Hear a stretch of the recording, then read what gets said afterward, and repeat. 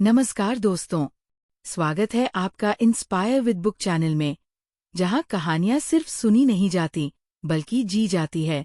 आज हम आपको एक ऐसी कहानी सुनाने जा रहे हैं जो सिर्फ एक किताब नहीं, एक सोच, एक नजरिए की तरह है। मेल रॉबिन्स की लेट देम थ्योरी ने लाखों लोगों की सोच बदली है। और आज की कहानी में आप देखेंगे कि कैसे एक आम आदमी ने जब दूसरों को जाने दिया तो खुद को पा लिया। तो चलिए शुरू करते हैं ये दिल को छू लेने वाली कहानी। राघव एक 35 वर्षीय कॉर्पोरेट मैनेजर था जो हर चीज पर नियंत्रण रखना चाहता था। ऑफिस में टीम का परफॉर्मेंस, अपने छोटे भाई की करियर चॉइस, पत्नी के सोशल सर्कल, यहाँ तक कि अपने माता पिता की सलाह भी।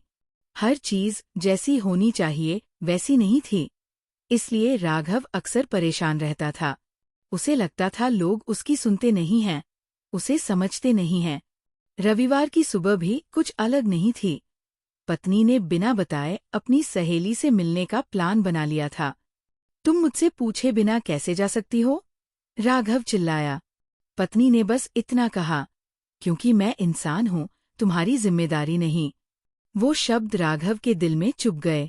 उसी शाम राघव अकेले बैठा हुआ था। मोबाइल पर स्क्रॉल करते हुए एक रील पर उसकी नजर पड़ी।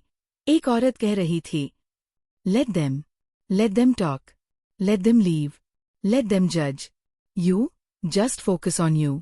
वो महिला थी मेल रॉबिन्स।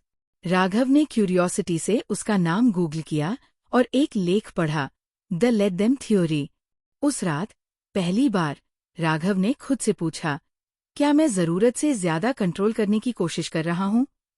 अगले दिन ऑफिस में एक सहकर्मी मीटिंग में लेट आया। पहले की तरह चिल्लाने की बजाय राघव ने खुद से कहा, लेट हिम। जब टीम का एक सदस्य बिना कहे छुट्टी पर गया, लेट हर। राघव को हैरानी हुई कि उसका गुस्सा, उसकी निराशा, सब कम हो गया। हर बार जब कोई उसकी उम्मीदों पर खरा नहीं उतरता, वो कहता, let them be who they are. मैं सिर्फ खुद पर ध्यान दूंगा। धीरे धीरे राघव को समझ में आया कि वो दूसरों को बदलने की कोशिश में खुद को खो बैठा था। अब जब उसने लेट देम कहना शुरू किया तो उसके पास वक्त था खुद को जानने का, खुद को समझने का। उसने फिर से गिटार बजाना शुरू किया, जो उसने कॉलेज के बाद कभी नहीं छुआ था। पुराने दोस्तों से बात की, माँ के साथ चाय पीते हुए बिना फोन स्क्रॉल किए बैठा। पहली बार वो जिंदा महसूस कर रहा था। एक दिन उसका छोटा भाई, जिसे वो MBA करवाना चाहता था, बोला, भैया मैं शेफ बनना चाहता हूँ। पहले होता तो राघव उसे समझाता, डर दिखाता, कंट्रोल करता। लेकिन उस दिन उसने बस मुस्कुरा कर कहा, लेट हिम। और पहली बार भाई ने उसे गले लगाते हुए कहा, थैंक यू भैया, मुझे मेरी जिंदगी का फैसला लेने देने के लिए। राघव की आंखें नम हो गईं। अब राघव के जीवन में कोई जादू नहीं हुआ था। लोग वैसे ही थे, कुछ लेट, कुछ बदतमीज, कुछ आत्मकेंद्रित। लेकिन अब फर्क था, राघव बदल गया था। अब वो सोचता, अगर कोई मेरी बुराई करता है, लेट देम। अगर कोई मेरी परवाह नहीं करता, लेट देम। अगर कोई मुझे छोड़ देता है, लेट देम।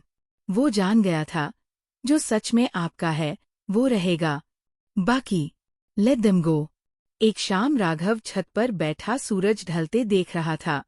हाथ में चाय, दिल में सुकून। उसने अपनी डायरी में लिखा, मैं अब किसी को रोकता नहीं, ना जाने, ना सोचने, ना कुछ कहने से। मैं बस कहता हूँ, लेट देम। और फिर मैं खुद को कहता हूँ, let me B free. Mel Robbins की किताब ने राघव की जिंदगी बदल दी, और शायद अब आपकी भी बदल सकती है। अगर ये कहानी आपके दिल को छू गई हो तो इसे लाइक जरूर करें। कमेंट में हमें बताएं, क्या आपने कभी किसी को लेट देम कहकर जाने दिया? और हाँ, ऐसी ही प्रेरणादायक कहानियों और किताबों की गहराई को महसूस करने के लिए इंस्पायर विद बुक चैनल को अभी सब्सक्राइब करें और बेल आइकन दबाएं ताकि अगली कहानी आपसे छूटे नहीं। मिलते हैं अगले एपिसोड में, तब तक याद रखिए, लेट देम और खुद को आजाद कर दीजिए।